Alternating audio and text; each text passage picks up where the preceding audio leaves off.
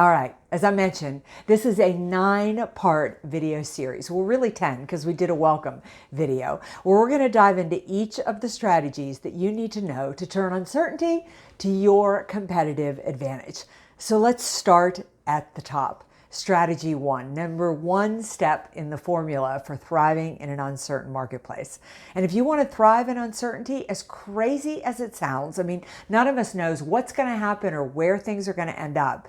You do need to have a vision. You need to have a positive point for your business. Listen, there was a great story years ago about the Boy Scouts going on a whitewater raft trip, and the rains really caused a delay in their opportunity to go, or what they thought was a delay.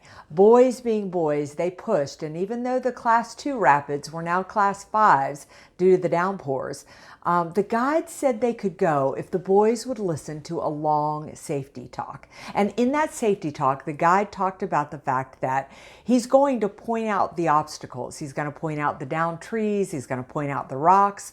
But he'll always be spending more time pointing to where the raft needs to go. And he explained that because he said, boys, if I focus you too much on the rocks, too much on the obstacles, then your raft will go right in to that. You need to be focused on the positive point. It's the same for our businesses. It's the same for our lives. If you want to thrive in an uncertain marketplace, you have got to have a positive point. You've got to have a vision of what your business and your life is going to look like through this pandemic and after this pandemic. And then you need to focus on that vision every day. You need to start it that way. Listen, I'm doing this in my business too. If you got up with me in the morning, I would look nothing like this, but you would see that I start my day focusing on my vision, getting clear in my mind where my positive point is. All right, that's strategy number 1. We'll see you next week for strategy number 2.